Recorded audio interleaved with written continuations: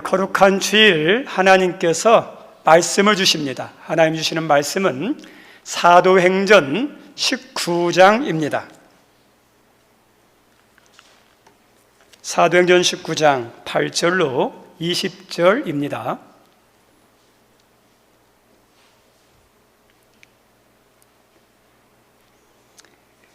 성경책에 있는 분은 성경 보시고 없는 분들은 앞에 있는 화면을 보면 되겠습니다. 함께 읽습니다. 바울이 회당에 들어가 석 달 동안 담대히 하나님 나라에 관하여 강론하며 권면하되 어떤 사람들은 마음이 굳어 순종하지 않고 무리 앞에서 이들을 비해방하거늘 바울이 그들을 떠나 제자들을 따로 세우고 두란노 서원에서 날마다 강론하니라.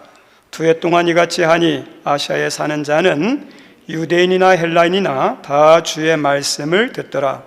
하나님이 바울의 손으로 놀라운 능력을 행하게 하시니 심지어 바울의 몸에서 손수건이나 앞치마를 가져다가 병든 사람에게 얹으면 그 병이 떠나고 악귀도 나아가더라.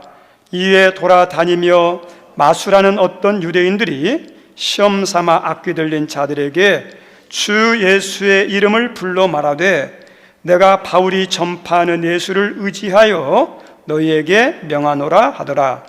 유대 한 제사장 스게와의 7 아들도 이 일을 행하더니 악귀가 대답하여 이르되 내가 예수도 알고 바울도 알거니와 너희는 누구냐 하며 악귀 들린 사람이 그들에게 뛰어올라 눌러 이기니 그들이 상하여 벗은 몸으로 그 집에서 도망하는지라. 에베소에 사는 유대인과 헬라인들이 다 이 일을 알고 두려워하며 주 예수의 이름을 높이고 믿는 사람이 많이 와서 자복하며 행할 일을 알리며 또 마술을 행하던 많은 사람이 그 책을 모아가지고 와서 모든 사람 앞에서 불사르니 그 책값을 계산한 즉 은 5만이나 되더라. 이와 같이 주의 말씀이 힘이 있어 흥왕하여 세력을 얻으니라. 아멘. 10월이 시작됐는데 10월 한 달도 주님과 동행하는 은혜 또 함께 하시고 도와주시는 은혜가 있기를 바랍니다. 오늘 설교 제목이 무엇이 문제인가 입니다. 우리 같이 한번 읽어볼까요? 시작.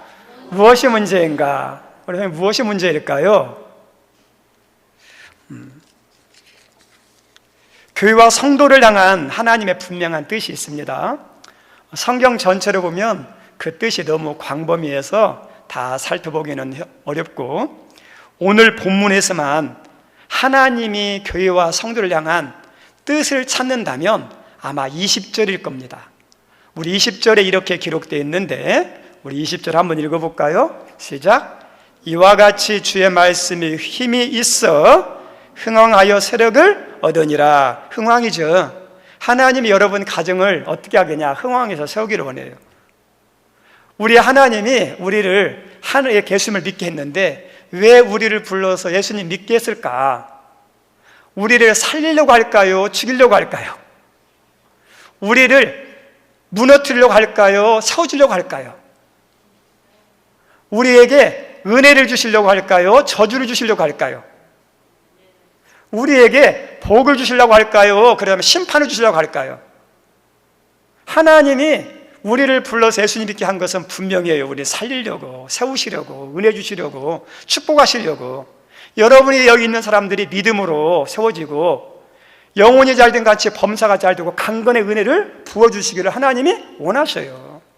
여러분의 가정이 지금보다도 더 믿음의 가정, 사랑이 넘치는 가정, 복된 가정, 베푸는 가정 되기를 하나님이 원하셔요. 하늘문 교회를 향한 하나님의 계획과 뜻이 뭘까요? 흥왕하는 거예요. 그것을 소망하고 기도하며 하나님 은혜 주십시오. 이 흥왕함이 나에게, 우리 가정에, 우리 일터에, 또 우리 교회에 이루어지기 위해서 내가 어떻게 해야 될까요? 기도하면서 우리가 어떠냐 앞으로 나가는 겁니다. 오늘 말씀은 에베소 지역에, 에베소 교회 안에 일어난 사건입니다. 한마디로 에베소 교회 안에 어떤 일이 일어났느냐? 놀라운 결실, 흥왕하는 놀라운 열매가 가득 나타난 것이 에베소 지역에 있는, 에베소 교회에 있는 오늘 본문에 나오는 내용입니다. 그런데 흥왕케 되는 그 역사의 중심에 반드시 뭐가 있었느냐? 말씀이 있었어요. 말씀은 교회와 성도에게 있어서 가장 중요합니다. 우리 예수님께서 말씀하셨죠. 사람의 떡으로만 살 것 아니요 하나님 입에서 나오는 말씀으로 살 것이다 그러죠. 우리 믿는 사람은 말씀이 중요해요.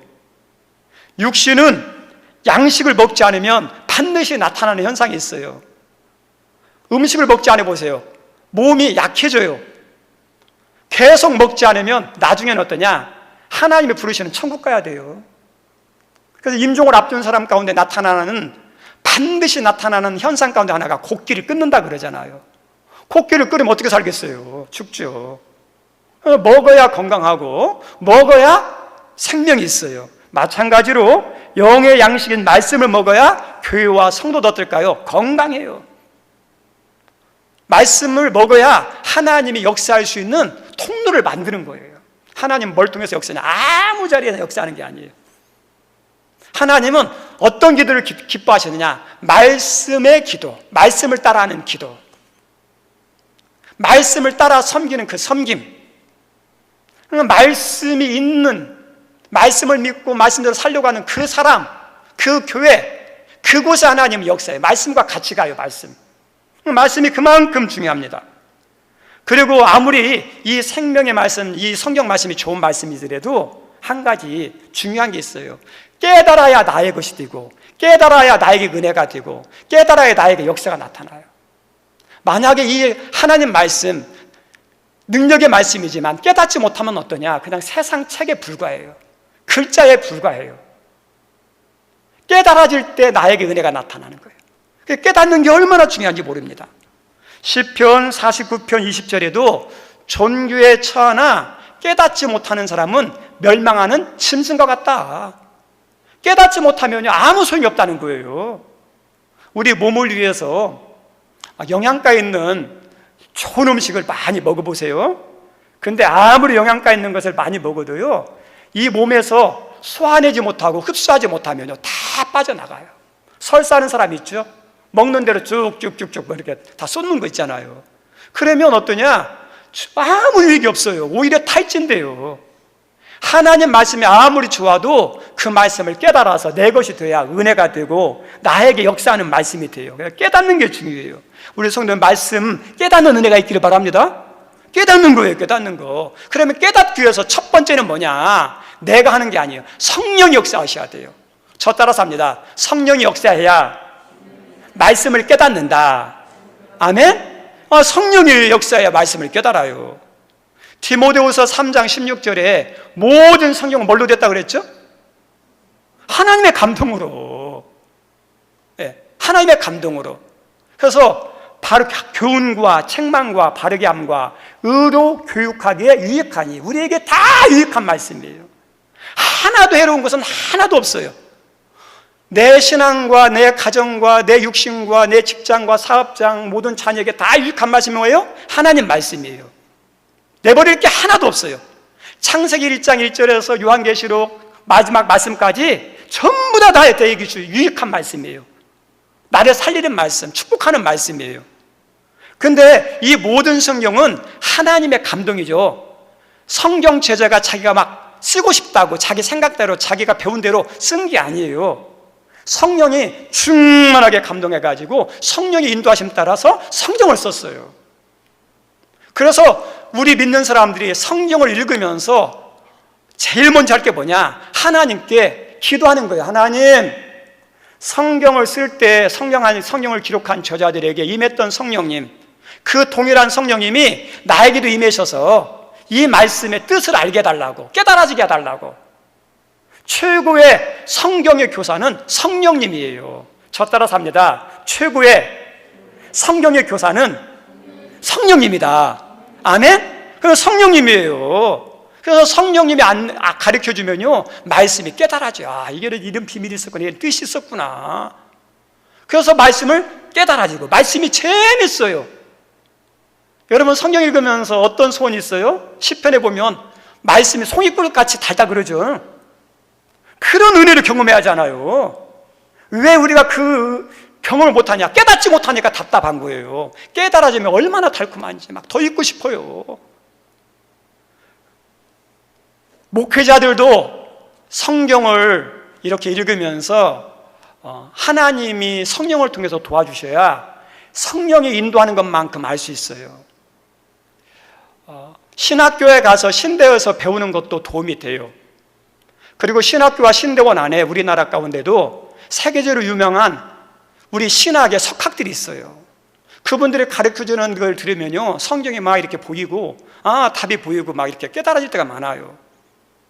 많은 책들, 성경을 설교를 준비하는 주석책이라든지 다른 참고자를 읽을 때도 도움이 많이 돼요. 그런데 그것보다도 더 강력한 하나님의 근원적인 말씀, 그것을 깨닫게 하는 것은 세계적인 석학의 교수라든지 신학교에서보다 더 중요한 게 성령이에요. 성령이요. 그래서 목회자들도 성령을 읽을 때 하나님 은혜 주셔서 성령이 역사하셔서 이 말씀을 깨닫게 도와주십시오. 우리 성경을 계시의 책이라고 그러죠. 계시가 성령을 통해서 주시는 거거든요. 그리고 성령의 성경의 가장 큰 중요한 교사라면 또 하나는 은혜의 믿음을 가지고 진리를 깨달은 사람을 통해서 배우는 거예요. 여기 있는 분들이 구약의 성도와는 달라요. 구약에는 다 제한되어 있었어요. 성전 안에 가고 싶어도 마음대로 못 가고요, 지성소 안에 들어가고 싶어도 못 들어갔어요. 제한되어 있었어요. 그리고 말씀을 듣고 싶어도 직접 듣는 게 아니라 선지자를 통해서만 들어야 돼요. 그런데 우리 예수님이 십자가에 달려 돌아가시면서 여기 있는 분들이 모두가 어떤 사람이 됐습니까? 제사장이 됐잖아요. 그리고 어떠냐? 언제든지, 그리고 어떤 상황에서도 하나님 보좌 앞에 나갈 수 있는 길이 예수님을 통해서 열렸습니까? 닫혔습니까? 활짝 열렸잖아요. 여기 있는 분들이 다 예수님 안에서 이제 거룩한 제사장이고 하나님 보좌 앞에 언제든지 나갈 수 있는 길이 열렸어요. 그런데 솔직하게 정직하게 보면 우리 성도들 창세기에서 계시록까지 말씀 다 아세요? 신앙에서 말씀이 중요한데 다 아시나고요? 저도 잘 몰라요. 성령님이 가르쳐주지만 때로는 어떠냐? 하나님이 세우신 이 말씀을 미리 깨닫고 은혜 받고 그 다음에 체험한 사람들을 통해서 듣고 배우고 가르침을 받는 거예요. 이것도 중요한 거예요. 하나님이 모세 이후에 이스라엘의 지도자로 여호수아를 세웠습니다. 근데 여호수아가 이스라엘 백성과 가나안 땅에 들어가는데 왜 여호수아가 중요하냐? 지도자가 되기 전에 40일 동안 가나안에 들어가서 가나안 구석구석을 다 봤어요. 가나안에 대해서 잘 알아요. 그래서 하나님이 여호수아를 통해서 이스라엘 백성을 가나안으로 인도하는 거예요. 먼저 믿고 은혜 받고 깨닫고 성경에 대해서 아는 사람들의 도움이 필요해요. 나는 나 혼자 할 거야, 교만이에요. 그래서 목회자들도 어떻습니까? 혼자가 아니라 성령님의 도움도 있지만, 그래서 신학교도 가고 신대원도 가고 그 다음에 성경 공부도 찾아가고 또 어떤 주제에 대해서 어떤 성경에 대해서 하면 찾아가서 들어요. 그분들이 깨달은 게 있거든요. 우리 교회에서도 광고할 때 성경의 맥을 잡아라, 그죠? 통성경학과 이렇게 방송 같은 거 이렇게 한번 했었죠. 우리 성도님들 처음에 들으면 아이고 거기서 거기 가야 되는데 끝까지 들어보면 배우는 게 많아요. 저도 들어요. 배우고 깨닫는 게 얼마나 많은지 몰라요. 우리 성도 여러분도 마찬가지예요. 가르침을 받고 지도를 받아야 돼요. 사도행전의 2장에 나오는 초대교회 성도들 얼마나 성령 충만했습니까? 은사가 충만했습니까? 열정이 충만하지 않았습니까? 근데 그분들이 자기 멋대로 한 게 아니에요. 성령 받아도 은혜가 있어도 열정이 있어도 바른 지도를 받아야 돼요. 사도를 통해서 가르침을 받았다 이렇게 나오잖아요. 아볼로라는 학식이 있고 언변이 뛰어난 성품이 좋은 고린도 교회 바울 다음에 2대 목사님이 아볼로 목사님이에요. 근데 이분이 예수님을 알고 복음을 듣고 난 다음에 어떠냐면 성령에 대해서 모르는 거예요. 성령에 대해서 듣지도 못했어요. 그리고 깊이 알지 못했어요. 그래서 이 아볼로라는 이 분이 예수님 바울과 함께 바울의 전도를 받고 훈련을 받고 동역자가 된 브리스길라와 아굴라를 통해서 교육을 받아요. 가르침을 받아요. 겸손하게. 왜요? 모르면 먼저 깨달은 사람의 지도를 받아야죠.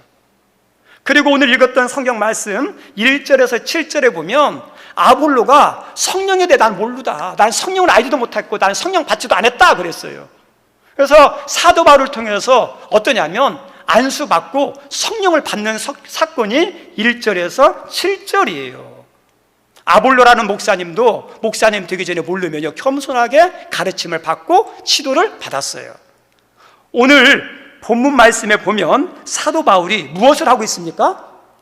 예수님이 이 땅에 오셔서 복음을 전하고 가르친 것처럼 사도 바울이 에베소 지역과 에베소 성도들에게 복음을 전하고 한 가지 열심히 가르쳐요. 저 따라서 합니다. 사도 바울이 열심히 가르쳤다. 예, 왜요? 배워야 성장하니까 열심히 가르쳤어요. 이 에베소 지역에서 얼마나 심혈을 기울였는지 오늘 성경은 그것을 적나라하게 아주 정확하게 알려주고 있어요. 8절 말씀에 어떻게 바울이 말씀을 가르쳤는지 나오는데 8절 한번 읽어볼까요? 시작. 바울이 회당에 들어가 석 달 동안 담대히 하나님 나라에 관하여 강론하며 권면했다 그러죠. 사도 바울이 어디 가서 회당에서 3개월 동안 있은 곳은 이것이 처음이에요. 그만큼 에베소 지역을 중점으로 해가지고 사역했어요. 그래서 3개월 동안에 어떻게 했느냐? 강론했다 그러죠. 강론은 단순히 복음을 가르치고 그냥 이렇게 가르치는 게 아니라 하나하나 분해해가지고 자세히 알려주는 것을 강론이라고 그래요. 그리고 강론하고 권면했다고 그랬죠. 우리가 알고 있는 바울 사도의 성향이 어떤 분이죠? 적당히 넘어가는 분일까요? 절대 적당히 넘어가는 분 아니에요. 성경을 통해서 발견하는 사도 바울은요 철저한 사람이에요. 3개월 동안 하면서 적당히 가르친 게 아니라 심혈을 기울여서 얼마나 열정적으로 가르쳤는지 가르쳤을 겁니다. 이게 바울이에요, 바울. 그래서 그렇게 열정적으로 3개월 동안 말씀을 가르치고 권면했는데 나타난 결과가 어떨까요? 100% 성공했을까요? 여러분들이 사역할 때 내 사역의 결실이 막 100% 나타나면 얼마나 감사하겠어요. 지금 출세 거리 계절인데 농부가 땀 흘린 만큼 수고한만큼 거둔다면 얼마나 기쁘겠어요. 근데 그렇게 안 돼요, 세상에서는. 사도 바울도 그렇게 열심히 했는데 결과가 어떻게 나타났느냐? 9절에 이렇게 우리에게 알려주고 있습니다. 9절 읽어보죠. 시작. 어떤 사람들은 남이 구도 순종하지 않고 무리 앞에서 이도를 비방하거늘 바울이 그들을 떠나 제자들을 따로 세우고 두란노 서원에서 날마다 강론하니라. 어떤 거냐? 어떤 사람들이죠. 어떤 사람들은 모든 사람은 아니에요. 일부 사람들이에요. 일부 사람들이 어떠냐? 마음이 굳어 순종하지 않는 거 안 들어요. 순종하지 않아요. 왜요? 마음이 굳어서 그래요. 교만해서 그런 거예요. 우리가 전도를 하다 보면 다 전도를 좋아하고 그 다음에 이렇게 어서 오세요, 말씀 전해주세요 하는 사람 별로 없어요. 그런 사람도 있는가 하면 대부분 어떠냐? 욕하는 사람 많고 문을 딱 닫는 사람 있어요. 우리들이 선생님들이 애들을 가르치다 보면 가르치는 말씀을 잘 듣는 애들이 있는가 하면 안 듣는 아이들도 있잖아요. 찬양을 인도하다 보면 찬양에 같이 반응하는 사람도 있는가 하면 안 받는 사람도 있잖아요. 목회자가 강단에 서서 설교하다 보면 귀를 열고 갈급한 심령으로 아멘 아멘 하면서 말씀을 잘 먹는 성도가 있는가 하면 내가 기분 나쁘다고 내가 감정에 상하다고 고개를 숙이고 귀를 막고 한 귀로 듣고 한 귀로 흐르는 사람들도 있어요.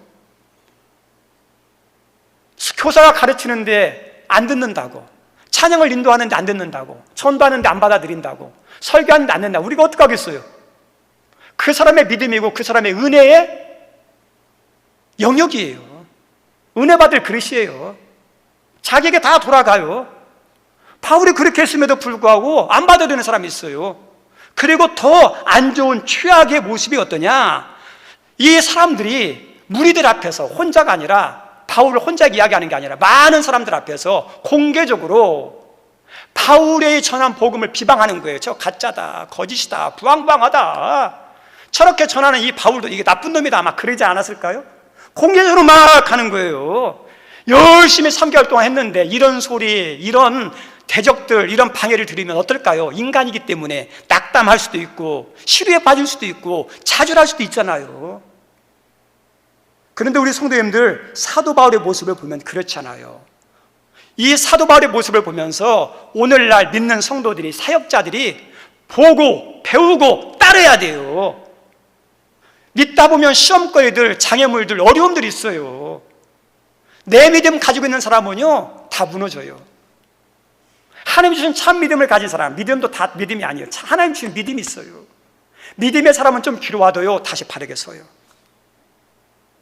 기도라고 다 똑같은 기도가 아니에요. 어려움 당하면, 힘든 일이 있으면, 막히면요 기도가 막히고 기도가 중단되고 기도를 다 내려놔요. 우리 성도님들, 그 기도가 무슨 역사가 나타나겠어요? 진짜 기도하는 사람들 보셨어요? 저는 진짜 기도하는 사람들 봤어요. 근데 진짜 기도하는 사람은 어떻게 기도하냐? 정말 힘들어요. 어려워요. 엄청난 공격을 받아요. 근데 좌절하는 게 아니라, 그래, 이거 악한 것들이 장난치네, 네가 이기나 내가 이기나 한번 해보자 하면서 더 강단을 가지고 더 힘을 내고 더 용기를 내세요. 더 기도의 자리에 나가서 더 열심히 기도해요. 어떤 사람의 승리할까요? 어떤 기도에 하나님 역사할까요? 그 기도죠, 기도. 오늘도 사도 바울을 보십시오. 그런 방해와 대적과 힘들게 하는 것 속에서도 좌절하거나 그만두지 않았어요. 오히려 바울은 마음을 강하게 하고 더 기도하고 더 부족한 면을 보충해서 새로운 교회를 가지고 두란노 서원에서 자기를 따르는 사람들에게 제자로 삼고 그들에게 어떠냐? 말씀 사역을 해요. 낙담하지 않았어요. 그래서 9절 하반절에 두란노 서원에서 날마다죠. 우리 사람 하루 이틀이 아니에요. 날마다 매일 몇 년 동안요? 2년 동안 쉬지 않고. 그리고 성경 주석서들을 찾아보니까 시간이 언제느냐? 오전 11시에서 4시 사이라고 그래요. 왜냐하면 이 시간이 그 지역에서는 뜨거워서 일을 못하고 쉬는 시간이에요. 잠자는 시간이에요. 네. 그래서 더운 지역은 좀 게을러요. 원래 게으른 게 아니라 덥다 보면 어쩔 수 없어요. 그래서 그 시간을 이용해서 일해야 할 시간은 일하고 낮잠 자는 시간에, 쉬는 시간에 그 시간을 이용해서 에베소 교회에 있는 성도들과 그 지역에 있는 사람들에게 말씀을 가르치는데 날마다 열정적으로 뜨겁게 가르쳐요. 그런데 바울만 그렇게 가르치는 게 아니라 바울의 열정과 그 가르침 앞에 에베소 교회 성도들도 열정적으로 동참했다는 거 아닙니까? 몇 년 동안요? 2년 동안 바울의 열정과 이 성도들의 뜨거움이 합쳐져서 2년 동안 말씀을 듣다 보니 역사가 나타날까요? 안 나타날까요? 변화가 나타날까요? 안 나타날까요? 나타나죠. 사람들이 변화되는 것이 정말 어렵습니다. 다른 것보다도 사람 변화되는 게 어려워요. 그래서 이런 말도 있잖아요. 사람은 고쳐 쓰는 게 아니라, 그런 말 있잖아요. 얼마나 변하기 힘들면 그러겠어요. 사람이 진짜 변하기 힘들어요. 그런데 여기 교회에서는요 변화가 나타났어요. 그리고 그 진정한 변화가 무엇을 통해 나타나느냐? 말씀을 통해서 나타났어요. 하나님 말씀을 우습게 보지 마세요. 하나님 말씀은 살아있는 능력의 말씀이에요. 이 말씀에는 한 사람을 구원하고 변화시킬 수 있는 힘과 능력이 풍성하게 담겨 있는 것이 성경이에요. 그래서 이 말씀을 듣는 사람들 가운데 말씀을 듣다 보면 구원이 일어나고 소망이 일어나고 변화가 일어나니까 마귀가 싫어하는 게 뭔지 아세요? 말씀 가까이 있는 거 싫어해요. 말씀 듣지 못하도록, 말씀 믿지 못하도록, 말씀 순종하지 못하도록. 하나님 말씀을 믿고 순종하면 놀라운 일이 나타나니까, 마귀가 더 이상 장난치지 못하니까 마귀가 말씀을 가까이 하지 못하도록 하는 거예요. 말씀은요 사람을 구원하고 변화시키는 능력이 거기에 있어요. 히브리서 4장 12절 말씀, 우리가 잘 아는 말씀이죠. 하나님의 말씀은 이렇게 나오죠. 우리 같이 한번 읽어볼까요? 선포하는 마음으로, 기도하는 마음으로 한번 읽어보죠. 시작. 하나님의 말씀은 살아있고 활력이 있어 저의 나에서는 어떤 검보다 예리하여 홍과 영과 및 관절과 골수를 찔러 쪼개기까지 하며 또 마음의 생각과 뜻을 판단한다 그러죠. 우리 성도님들, 말씀을 뭐에 비유하고 있죠? 칼이죠. 이 검이라는 것은 양날이 있는 걸 말하는 거예요. 이 날이 선 이 칼을 살짝만 대보세요. 사람 다쳐요. 죽을 수 있어요. 함부로 칼 다루면 안 돼요. 근데 이 날카로운 검을 말씀에 비해요. 말씀이 어떻습니까? 그 사람을 어떠냐? 죽일 수도 있고 살릴 수 있는 능력이 어디 안에 있다는 거예요? 말씀. 우리가 아픈 사람 의사 선생님이 칼을 통해서 수술해서 고치죠. 하나님은 뭘 통해서 우리를 변화시키고 수술하시냐면 말씀을 통해서 우리를 수술하고 변화시키는 거예요. 의사는 우리의 육신의 질병을 고치지만 말씀은 영과 홍과 관절과 골수와 생각과 마음까지도 다 어떻게 해요? 변화시키는 능력이 어디 안에 있다? 말씀 안에. 그 말씀은 그만큼 능력이 있어요. 우리 성도님들 성경을 읽으면서 정말 중요한 게 변화잖아요. 누가 변화되는 거예요? 내가 변화되는 거잖아요. 그래서 성경을 읽으면서 내가 이루어야 할 중요한 과업 가운데 하나가 하나님 말씀을 읽으면서 내가 깨닫고 내가 은혜 받고 회개할 거 회개되고 변화할 거 변화되게 해달라고 기도하시는 거예요. 말씀 읽는 시간은 내가 변화되는 시간이에요. 우리 성도님들 설교 듣는 시간이 어떤 시간일까요? 내가 잘못이 있으면 깨닫고 회개하는 시간이고 내가 잘못한 거 있으면 내가 변화되고 수술하는 시간이 말씀의 시간이에요. 여러분들이 말씀을 들으면서 하나님 말씀을 깨닫고 은혜 받게 도와주시고 말씀 가운데 내가 변화될 게 있으면 나를 수술시켜 주십시오. 내 머리에 내 생각에 내 감정에 내 어떤 것에 쓴뿌리가 있고 상처가 있다면 말씀을 통해서 하나님 나를 어떠냐 수술해 달라고. 하나님은 말씀을 통해서 그렇게 역사하시는 분이에요. 사도 바울은 말씀을 2년 동안 가르치면서 기도했을까요? 안 했을까요? 사도 바울의 성향은 어디 가든지 제일 먼저 가는 게 기도하는 분이거든요. 기도했을 거예요. 성령의 도움을 구했을까요? 안 구했을까요?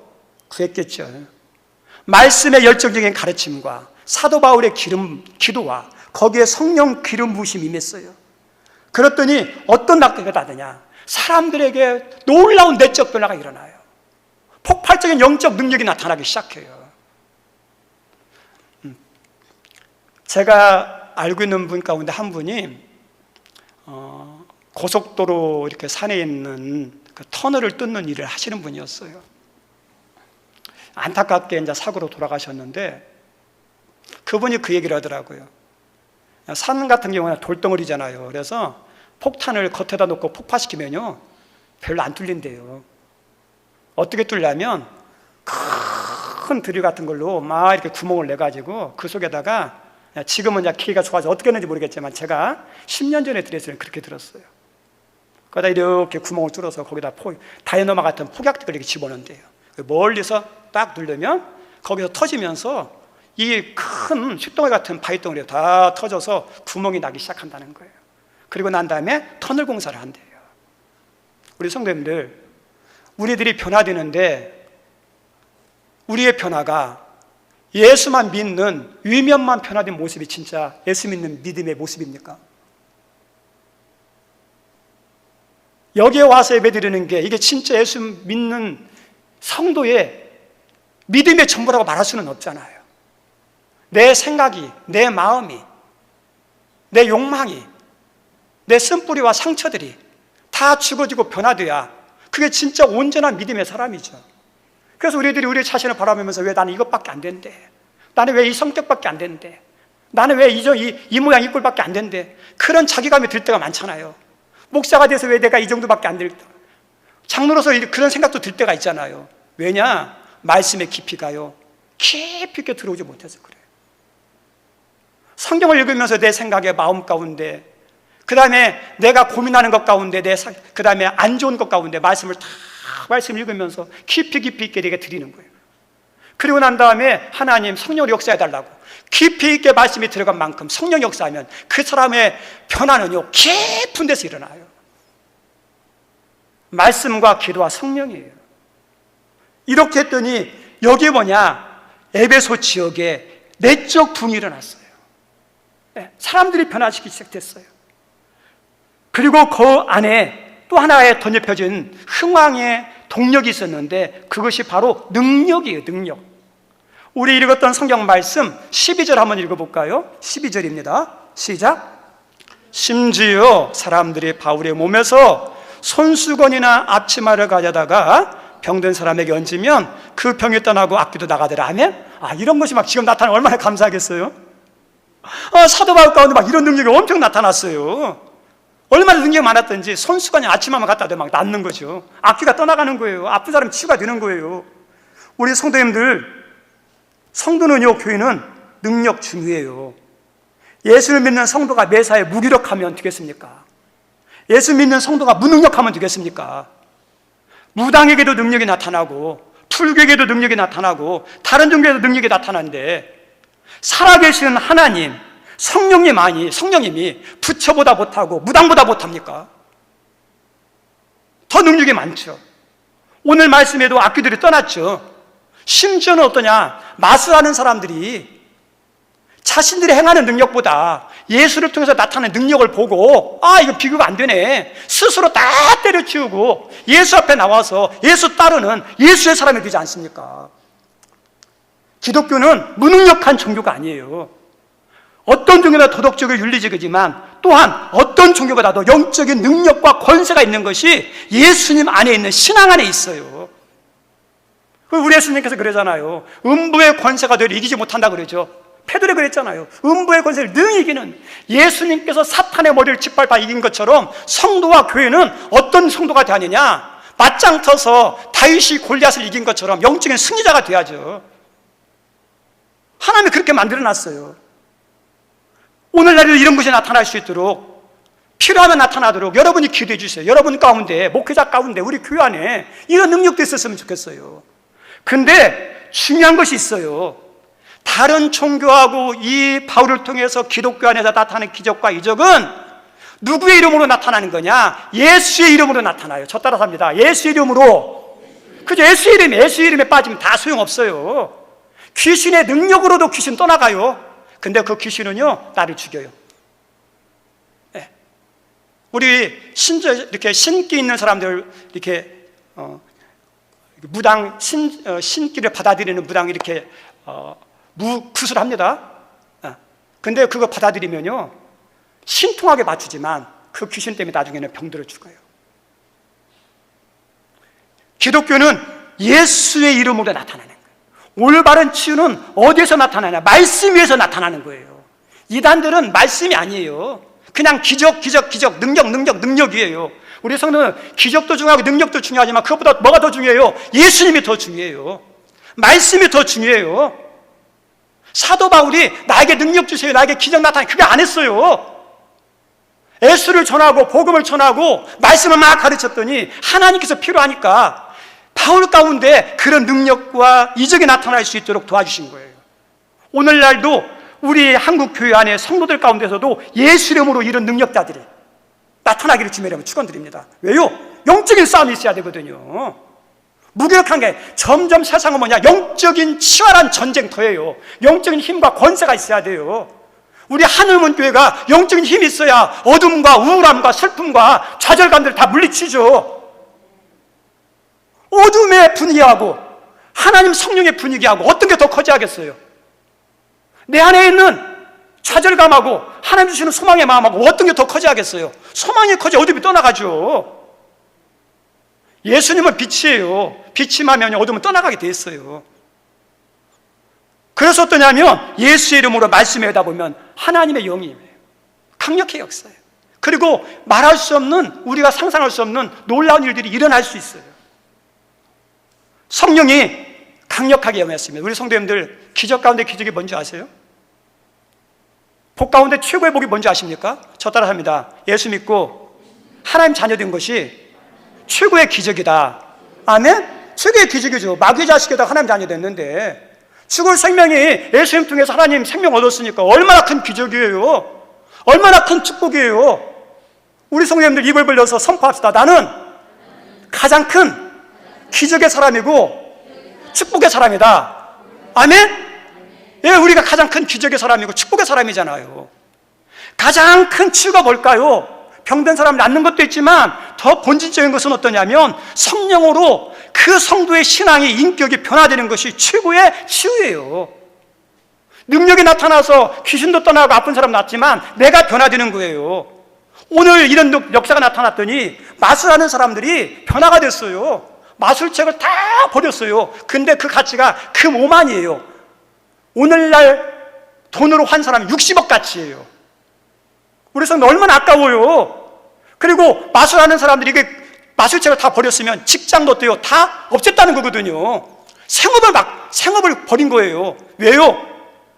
예수를 몰랐었는 때는 몰랐는데, 이게 최고인 줄 알았는데, 이것이 자기의 삶을 풍요롭게 하는 수단이었는데, 예수를 바로 알고 나니까 이것이 잘 되게 하는 것이 아니라 망하는 길이에요.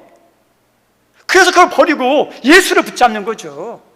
이대로 마술을 하면 잘 되는 것이 아니라 믿음 따라 말씀 따라 살아가는 것이 은혜인 걸 깨달은 거예요. 누가 시키지 않았어요. 말씀이 들어가다 보니까, 바른 분별력이 있다 보니까 이 마술책을 내려놓고 자기 직업을 다 내려놓는 놀라운 변화가 나타났어요. 우리 성도님들, 이것으로 끝났나요? 내적인 변화가, 위적인 변화가 나타났는데, 그 오늘 읽었던 성경 말씀 20절 이하에 보면 에베소서시에 놀라운 영적 충돌이 일어나요. 이 지역은 아데미 여신을 섬기는 지역이었어요. 아데미 여신은 어떤 신이냐면 제우스의 딸이면서, 신화 이야기입니다. 아폴로의 누이예요. 풍요의 신이에요. 타산의 여신이에요. 그래서 형상을 바라보면 어떻게 하냐면 여자인데 가슴이 12개가 달렸어요. 풍요와 번성을 의미하는 거예요. 그래서 여기가 얼마나 큰 도시인지, 여기에 어떠냐면 순례객들이 와요. 여행객들이 와요. 우리 한번 관광지 보세요. 광장에 보면 사람들 많이 오잖아요. 예루살렘 같은 데 가보세요. 성지잖아요. 사람들이 막 몰려들어요. 여기가 그렇게 유명한 아데미 여신이 있는 곳이기 때문에 그 아데미 여신을 섬기는 순례자들, 그리고 관광객들이 오면 뭐가 필요할까요? 음식이 필요하고 여관이 필요하고, 그리고 떠나면 또 여러 가지 선물 같은 거라든지 필요한 것들이 많아요. 그래서 이것으로 먹고 사는 것이 에베소 도시예요. 그리고 가장 중요한 게 은장석이라고, 은실로 만들어서 이 아데미 여신의 형상을 만들어서 파는 건데, 이것이 어떠냐면 사람들이 관광품이에요. 기념품이에요. 그래서 여기에 이 아데미 여신과 관련된 물품으로 먹고 사는 사람들, 장사로 먹고 사는 사람이 많아가지고 길드라는 상업 조직이 생겼어요. 근데 이 영적 부귀를 하면서 위기를 느끼니까 이 사람들이 반란을 일으켜가지고 막 데모를 하는 거예요. 우리 성도님들, 이 말씀의 은혜가, 기도가 성령이 많으니까 개인의 변화가 아니라 사회의 악한 것과 부조리한 것과 나쁜 것들이 막 충돌하는 역사가 나타나죠. 이게 진정한 기독교예요. 기독교는 나쁜 것을 몰아내고 변화시키는 힘과 능력이 어디 안에 있어요? 기독교 안에, 말씀 안에, 신앙 안에 있어요. 말씀 마치고자 합니다. 여러분이 그런 믿음의 사람, 우리 하늘문교회, 한국교회가 그런 교회가 됐으면 좋겠어요. 이 모습을 보면서 부러움을 산 사람이 있습니다. 스게와라는 아들들이에요. 제사장의 아들들이, 야, 바울 보니까 예수의 이름으로 막 귀신을 쫓아내는데 자기도 막 쫓아내고 싶어서, 그래서 그 바울같이 되고 싶었어요. 바울 같은 사람이 되고 싶고 바울 같은 사역을 하기 원했는데, 실제로는 예수의 이름은 부르는 것만 갖고 바울의 신앙이 그 속에 있습니까? 없습니까? 없어요. 그 신앙이, 그 은혜가, 그 능력이 없다 보니까 어떠냐면 귀신을 향해서 바울이 전하는 예수 이름으로 명하노니 귀신이 떠나가라 했는데 어때요? 귀신이요, 그 사람 어떠냐? 공격해요. 내가 하나님도 알고 예수도 알고 바울도 아는데 넌 뭐냐? 그리고 어떠냐? 그렇게 말하는 스게와의 아들들을 공격해야 막 해치고 막 힘들게 합니다. 우리 귀신은요, 명물이에요. 영적인 존재라 영적인 상태를 알아요. 이 사람의 속에 하나님의 영이 없는 거 알아요. 은혜가 없는 거 알아요. 능력이 없는 거 알아요. 피식 웃어요. 우리 성도님들, 우리 안에는 하나님 주신 은혜도 있고 능력도 있는데, 우리가 어떠냐면 수요 같은 그런 사역만 원하고 그런 신앙만 원하고, 실제 우리 애가 그 안에 바울의 믿음이 없고 은혜가 없으면 어떻게 될까요? 마귀가 웃어요. 제가 목회자지만요, 정말 하나님께 붙잡고 기도하면서 설교 준비하지 않고 설교하면요, 마귀가 먼저 웃어요. 모든 사역이 다 그래요. 그래서 뭐가 문제냐? 스게와 같은 믿음이 문제예요.